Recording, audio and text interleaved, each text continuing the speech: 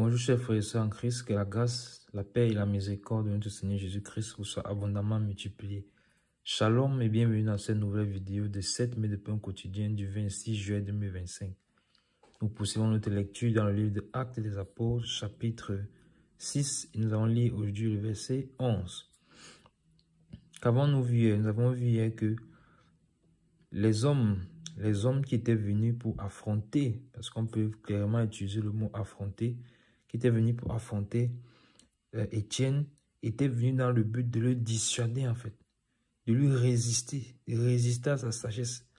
Parce que le Saint-Esprit nous a montré clairement que il ne pouvait résister à la sagesse et à l'esprit par lequel il parlait. Donc, il était venu dans un but de confrontation en fait. Mais parce qu'il était plein du Saint-Esprit, il ne pouvait pas. Ils se sont rendus compte qu'ils ne peuvent pas.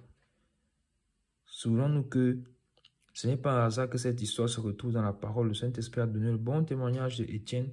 Comme il était plein de Saint-Esprit, de sagesse, il avait un bon témoignage et nous a exhortés à nous-mêmes également vivre de la sorte, avoir un bon témoignage et être remplis du Saint-Esprit. Encore une fois, le rappel, nous devons absolument chercher le Saint-Esprit, absolument savoir que nous l'avons, car c'est lui qui est le gage de notre héritage et c'est lui donc qui peut, dans des situations non difficiles comme ça, puisqu'il habite en nous maintenant, prendre le contrôle, prendre le relais et parler au travers de notre bouche. Et que nous soyons, pour que nous soyons un canal que Dieu utilise. Et c'est pour ça que dans la vidéo précédente, à la fin de la vidéo, nous avons donc prié et demandé au Père de nous utiliser comme un canal entre ses mains. Et donc, nous allons lire aujourd'hui le verset 11. Puisque ces hommes n'ont pas pu résister à sa sagesse et à l'esprit par lequel il parlait, que vont-ils faire? Quelle sera leur réaction? Vont-ils l'amener sur notre terrain? Vont-ils changer de stratégie? Que vont-ils faire?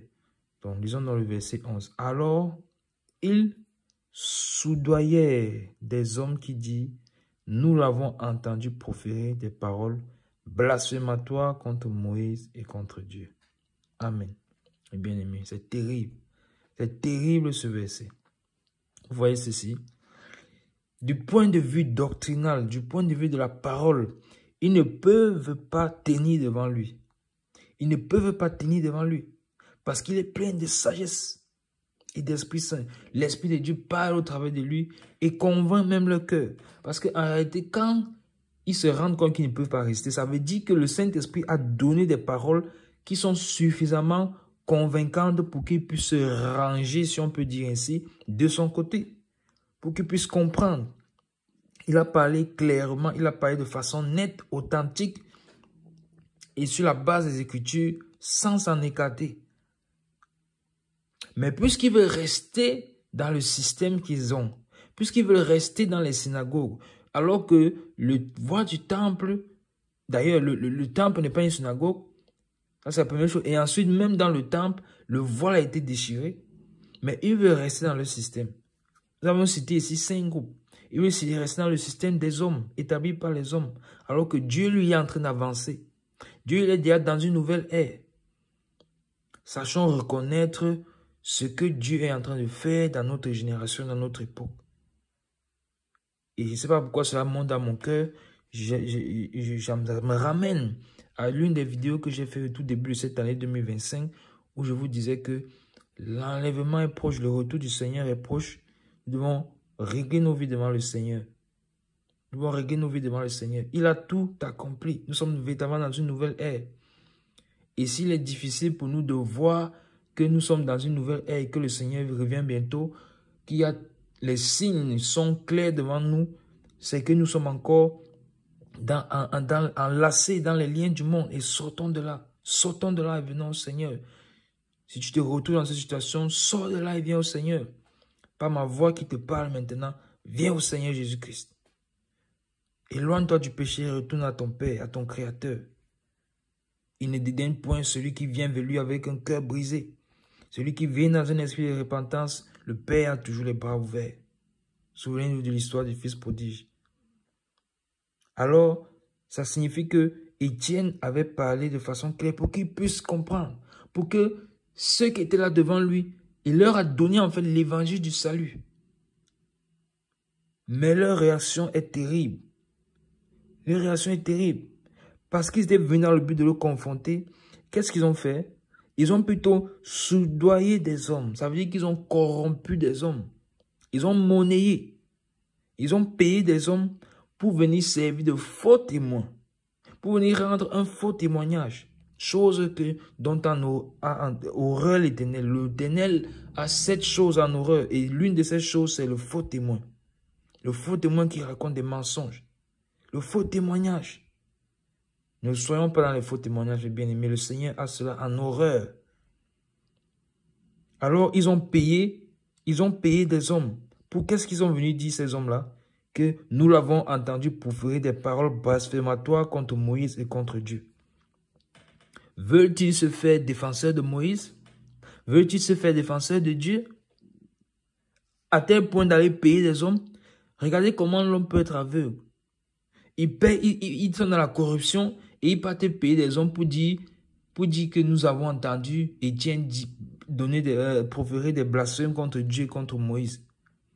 Et vous dites que vous êtes de Dieu et c'est vous qui êtes dans la corruption en train de monnayer les gens pour venir accuser un serviteur de Dieu. Est-ce que vous voyez cette confusion? Pourquoi? Parce qu'il ne veut pas lâcher le privilège. Parce qu'il veut garder le vêtement d'autorité sur le peuple. Parce qu'ils ne veulent pas se retrouver en train de dire, waouh, on est plus que frères et sœurs. Il n'y a plus quelqu'un qui est au-dessus de nous. La connexion, la direction maintenant avec Dieu a été établie par le seul médiateur qu'il nous fallait, c'est-à-dire Jésus-Christ Nazareth. Ils veulent toujours que tout puisse passer par eux. Et malheureusement, c'est ce que nous voyons aujourd'hui dans cette société. Dans les églises aujourd'hui, il faut toujours que ce passe par un homme. Non. Or, le Seigneur est là, il attend. C'est lui qui a tout accompli. Il n'y a qu'un seul médiateur entre Dieu et les hommes. Jésus-Christ. Nous dit Hébreu. Le soin sacrificateur qu'il nous fallait. Donc, ils ont monnayé. Et à aucun moment, quelqu'un d'eux ne se dit, mais nous sommes dans l'erreur. Comment on dit qu'on est de Dieu et on monnaie pour faire accuser un homme qui est dans l'innocence. Et ce n'est pas une accusation anodine. Bien aimé, ce n'est pas une accusation anodine. Ils savent très bien que en disant qu'il a blasphémé, quelle est la conséquence? Vous savez très bien que la conséquence du blasphème contre Dieu, c'est la punition par la mort. Donc c'est extrêmement grave ce qui est en train de se passer. Quel esprit d'erreur, quel esprit d'erreur. Que le Seigneur nous en préserve. Que le Seigneur nous en préserve. Il nous faut être remplis d'humilité, remplis de simplicité.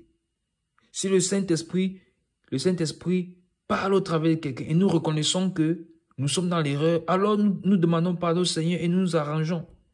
Ou alors si le Seigneur utilise quelqu'un pour nous enseigner quelque chose que nous ne savions pas. Ou bien nous avions compris d'une manière, nous étions dans l'erreur, nous avions mal compris. Soyons simplement ayons un cœur humble et reconnaissons, acceptons tout simplement. Que l'orgueil ne soit pour notre partage. Parce qu'on peut aussi voir l'orgueil transparaître à travers l'attitude de ces hommes. Ils ne veulent pas se soumettre à l'Esprit de Dieu qui est en train de parler par la bouche d'Étienne. Mais bien aimé, n'ayons pas un cœur endurci. Pendant que tu écoutes cette vidéo, pendant que tu écoutes ma voix en train de te parler, n'endurcis pas ton cœur. Le Saint-Esprit qui te parle, qui te dit, viens, je t'appelle. La voix du Seigneur t'appelle. N'endurcis pas ton cœur. N'endurcis pas ton cœur comme ces personnes. Ils ont eu la main tendue du Seigneur, mais ils ont fait exactement la même chose que Judas a fait contre notre Seigneur. Ils ont soudoyé. Ils ont soudoyé dans le but d'accuser. Judas a été soudoyé. Ici, eux, ils sont allés à soudoyer d'autres personnes pour venir accuser Étienne. Homme plein de sagesse et d'Esprit Saint et de foi. Bien aimé, c'est terrible. Arrêtons-nous là pour aujourd'hui et sinon la vidéo va être trop longue et nous continuerons dans la prochaine vidéo par la grâce du Seigneur. C'était tout pour les 7 minutes de pain quotidien de ce jour. Que la grâce, la paix et la miséricorde de notre Seigneur Jésus-Christ vous soient abondamment multipliées. Shalom.